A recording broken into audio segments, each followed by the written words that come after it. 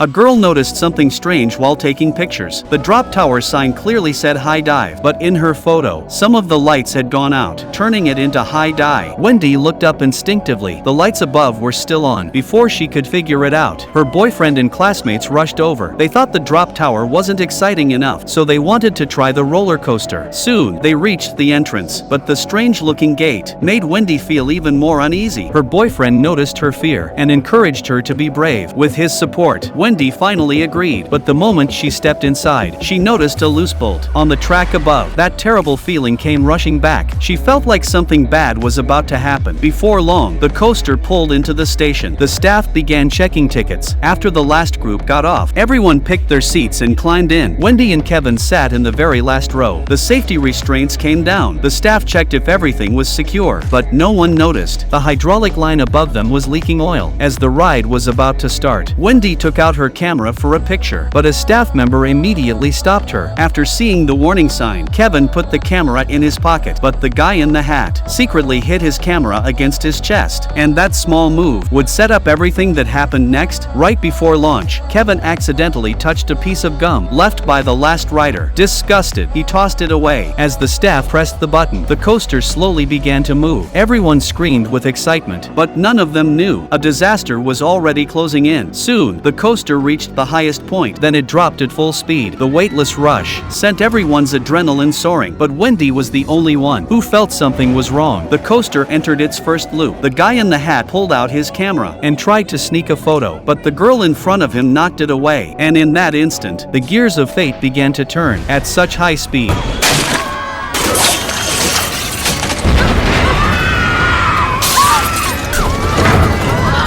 One of the wheels was ripped loose. As the coaster hit a steep drop, the entire ride suddenly snapped in half. The passengers in the first 3 rows were thrown out instantly, but it turned out everything Wendy saw was only a vision. What scared her even more was that the staff member said the exact same thing as before. Then Kevin's hand touched the gum again. Wendy realized what she saw was not a dream. Just as the staff was about to start the ride, Wendy completely lost control. Let me out!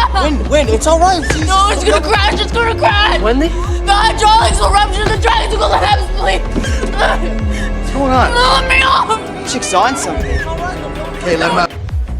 The moment the restraint opened, Wendy jumped out of her seat. She told the supervisor everything she had just seen, but Lewis suddenly started yelling at her. Kevin stepped in to argue with him. The two quickly got into a fight. Their classmates rushed over to stop them. To shut down the chaos, the supervisor ordered them all out. Wendy's boyfriend wanted to get off and check on her, but the people behind him kept yelling for the ride to start. The staff ignored him and pressed the launch button. As Wendy was being led away, she suddenly realized her boyfriend was still on the coaster. She rushed back to stop it, but it was already too late. The supervisor and his staff dragged Wendy and Kevin out of the park, and right then, the roller coaster really became a death ride.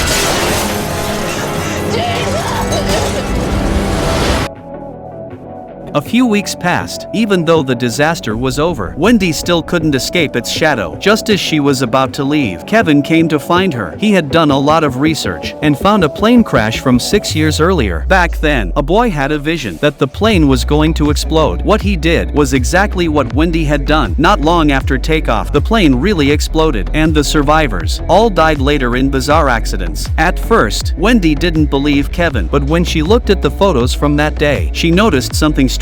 The photo of her boyfriend looked like a warning. A strong sense of dread rushed over her. Just then, the lights nearby began to flicker. Wendy opened another photo. When she had photographed 2 classmates, a bright beam of light had landed across their faces. The harsh reflection looked like fire burning their skin. Wendy seemed to understand. She grabbed her phone and called the girl in the photo, but by then, it was already too late. The 2 girls were about to get tanned, but the salon owner suddenly got a phone call to keep the door from blowing shut. She placed a tube of toothpaste against it, but just after the girls lay down, a strange breeze blew through. The toothpaste couldn't hold the door and burst open instantly. While the girls were still relaxing, disaster began to unfold. Because the tanning beds were too hot, water began forming on a drink cup. The drops slid across the table and dripped onto the electrical box below. The machines grew hotter and hotter. By the time the girls realized something was wrong, it was already too late. I fucked up, I said it's too hot in here.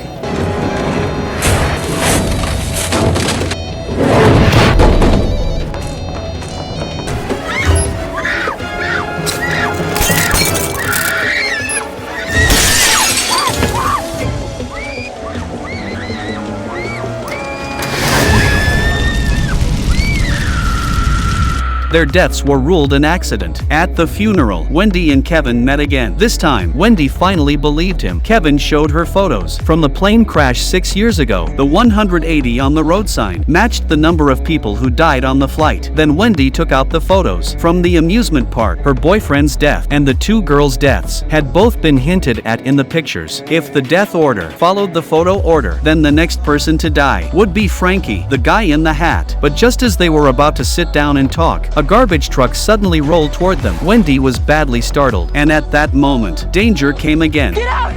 Get out! What? Behind us! There's no one in that truck! Watching you. Shit! Alright! Pull up, man! Come on! Pull up! Look at me. Right now! Get out!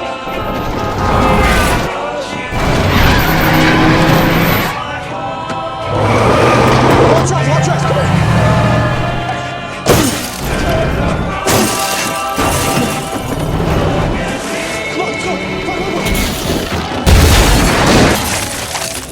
Kevin suddenly noticed the necklace on the ground. It was the same one Frankie had been wearing. The accident was soon ruled as another freak accident. But Wendy and Kevin knew the truth. This was not an accident. Death was hunting them. Using the photo order, they quickly figured out the next person would be Lewis. In the photo, Lewis was playing a weight drop game, and the weight was falling right above his head. Kevin noticed a nearby sign that said Sultan, and Sultan was also the name of Lewis's team. They immediately took the photo and went to warn him, but Lewis was a complete atheist. No matter how hard Kevin tried, he refused to believe them. Then Wendy noticed the crossed blades nearby looked just like the ones in the photo. That terrible feeling returned. At that same moment, Lewis walked directly beneath the blades. He pulled hard on the machine, shouting that even if death came for him, it couldn't do anything. But right then, just like the photo predicted,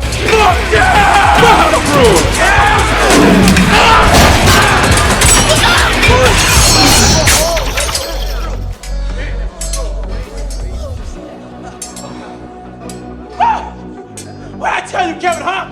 Fuck that. I just win. That's all I know how to do, Kevin. Baby, I just win.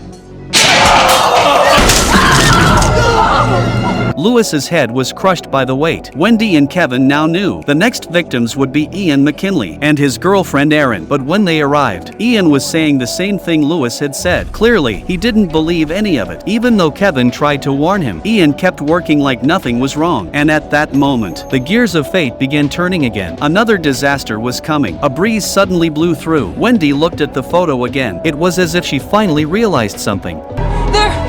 Those...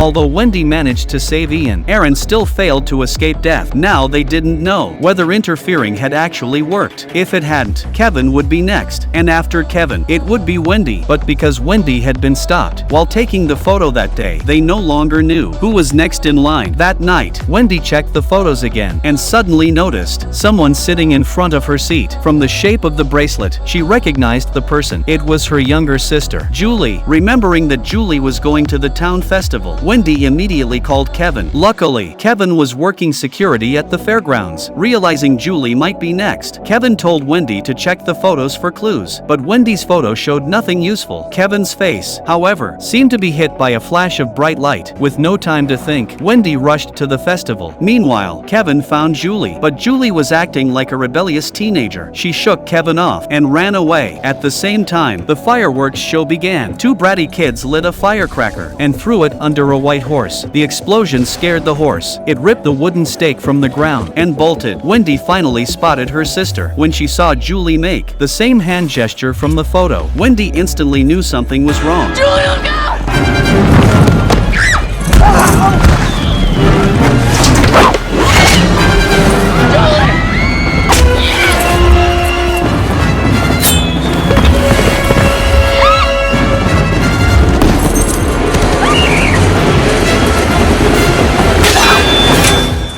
Luckily, Kevin arrived in time and saved Julie, but Wendy knew this wasn't over. She quickly asked Julie, who had been sitting next to her on the roller coaster that day, but before Julie could answer, her friend beside her was killed on the spot. Seeing this, Wendy realized the next person was Kevin.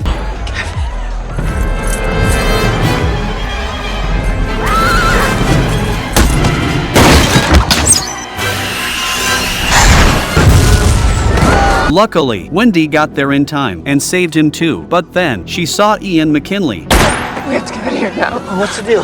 Ian McKinley, he causes my death. In my picture, I was wearing the McKinley Grand Night shirt. He's the clue. There's a first aid tent. This should be security. It turned out Ian never believed Wendy. He blamed her for Aaron's death, and this time he had come to kill Wendy to avenge his girlfriend. Oh my God, you're dead.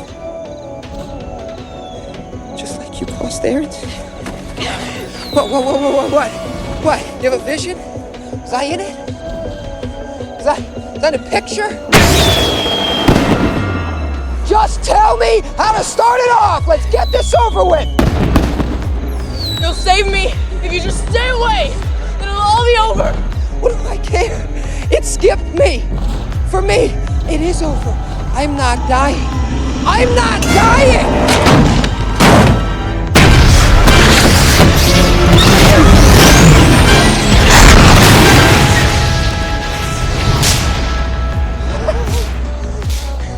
You see?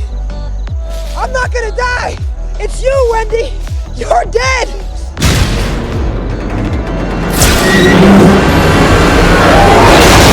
After Ian died, Wendy finally escaped death's pursuit.